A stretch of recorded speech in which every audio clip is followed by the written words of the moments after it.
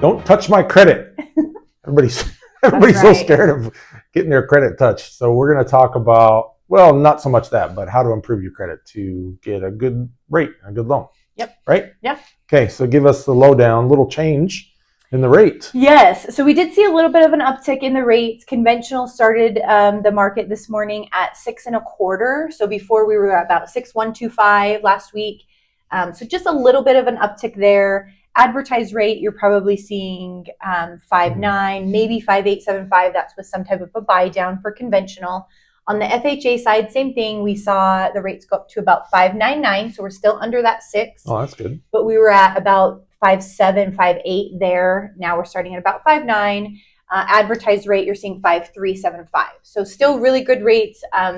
Just be aware, like with the government shutdown, as far as rates are concerned, there's limited data access. So that is going to maybe show some volatility because we just have a lack of information. We've got job reports coming out this week, so that could affect things. Just be prepared for that you're going to see a little bit of fluctuation. Also, the Fed met last week, and they indicated that there may or may not be a cut next month, like they were expecting there to be. So that also affected things. So we'll kind of see. We'll kind of got to ride it out and see how the next couple of weeks go. We kind of stated this a couple months ago, if you don't remember, but we even mentioned in the professionals, they even mentioned that, high fives, low sixes. Yeah. Right. So we're kind of seeing there. We're there. It'll stay even into the next year. I don't think it's going to go crazy up, crazy down. No. I think we're going to see kind of that volatility right where we're at. Yeah. Back and forth. Yep. Okay. Credit. Who has good credit? Who has good credit out there? I don't know. Right. What is good credit? What is good credit? That's an excellent question. What is good credit? Okay, yes. So for conventional, we didn't plan this. This is a good question. Conventional is like the A class, the A tier kind of loan program that a lot of people want to be in. So for that, you do have to have a slightly higher credit score. You have to have 620. So it's still very doable to get the best rates options and all of those things. You want to be closer to 760 or above. Okay, so that's kind of the range for conventional. FHA is a lot more forgiving, a lot more understanding, a lot more supportive of, just trying to get those people into homes for the first time. So the lowest rate you can have is 580, which is on an FHA. Really doable, I think. So yeah, big difference there. And then their tiers are bigger. So if you get your credit up to that 620, it might not adjust your rate as much as if you did that in conventional. So their tiers are a lot more forgiving and not as much adjustments there. So we're going to talk about how to improve your credit. But let's say that somebody starts doing these steps we're going to talk about. Yeah. Let's say they're in the 500 range. How long would it take them if they apply the recommendations we're going to say, do what they need to do? How long would it take to say get up in the 6s? Yeah, that's a good question. It does depend on a couple factors. The biggest one being how many things are reporting on your credit. So if you only have 2 or maybe 3 things reporting on your credit versus if you have 5 or 6 things reporting on your credit, those things are weighted a lot heavier than if you have 5 or 6 things and you've got one thing that's not so great. Maybe there's some derogatory stuff that happened in the past, but you've got 5 other accounts that are doing really great. That's going to improve your credit a lot faster than if you only have 2 or 3 things and all of them are not, they've kind of suffered. It's going to take you a little bit longer, but I would say 3 to 6 months is very realistic. Yeah. So I don't think it's going to take years to fix your credit. If you follow the what we're going to recommend and even get in a nice consultation, you could be in the 600s, maybe even the 7s in 3 to 6 months. Yeah. Okay. So we're going to talk about 3 things that improve. Okay, Bex, talk about the first. Number 1 is paying down your debt. So as a whole, paying down your debt.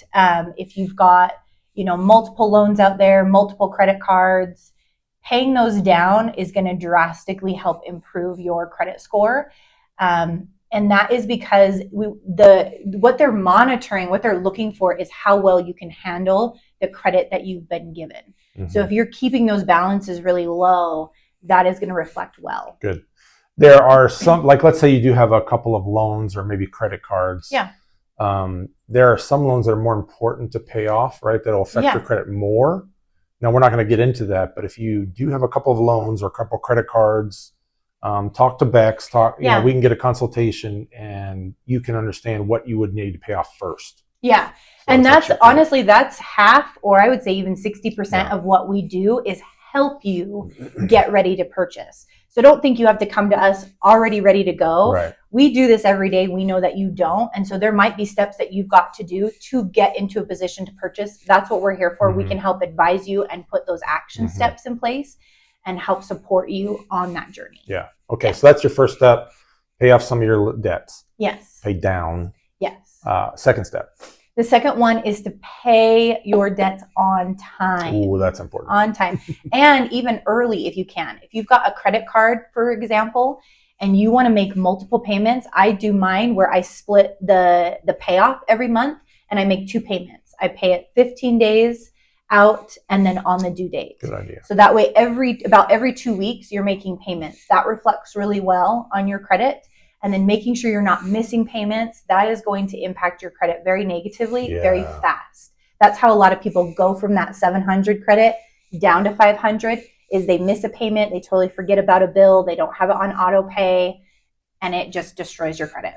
So, I mean, it may be hard, but just try to pay on time. Yep. Even if it's the minimum payment, just pay it. Minimum payment, yeah. Because a late payment's really going to hit your credit. Yeah, if you can't pay the full balance off on a credit card, totally fine. Minimum's great. Good advice. And I would say just making with that, just put some reminders in your calendars. I'm terrible. If I don't have it written down, I'm going to forget. Put it on auto pay if you can.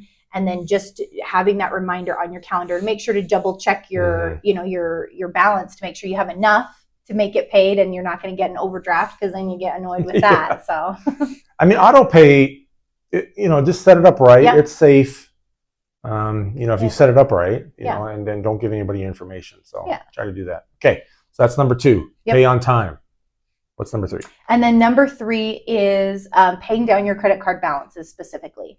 So credit card balances, you obviously, you get this offer in the mail. They're saying, hey, you qualify for $10,000 credit card. That's amazing. Yeah, let's do it. Right? And then you rack it up. Yeah. That shows, again, going back to kind of what credit is all about, it's showing that you can't really manage the amount that they're giving you. Ideally, if you've got a credit card limit of $10,000, let's just use that number, you want to use 50% at the very most. So you have to think in your head that, okay, I've got this 10,000 credit card. Really think in your head that it's only 5,000. Yeah. 5,000 is what you want to be utilizing, paying down, racking up, paying down. If you can pay it off each month, even better. But if not, like Cliff said, at least the minimum payment. Ideally, if you get really good at perfecting that, we want to get it even down to 30%. 30% is kind of that sweet spot you don't ever want to go above. So if your credit cards are currently above 30% of whatever the limit is, that's what you want to work on. Getting that down to at least 30%. That is going to boost your credit so fast. And don't be afraid of credit cards. Just have a little self-control. And they're really good. They're great for building credit. Yeah, so just keep that in mind. Now some people are like, well, I want to pay cash for everything. Okay, that's fine. Yep. But you're not going to get credit, right? So use credit cards that will help you. Try to pay them off every month. That's just like paying cash for it. Yep. And get a good credit card, gives you cash back. Yeah. Or points or something. Something with benefits. Some rewards. Yeah, for sure. Okay, so 3 steps. Number 1. Pay down your debt. Pay off your debt. 2. Pay it on time. Good. 3. And then really focus on your credit cards, getting them to 30% or under. Yeah.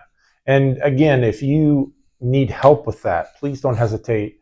We've done several free consultations, gotten some people, young gentleman didn't think he could. We got him ready to go in 6 months. He was in a house. Yep. So, we have some really good stories and we like to help people. Yeah. And so just sign up. Yeah. Here's the QR code. Check it out and come on in.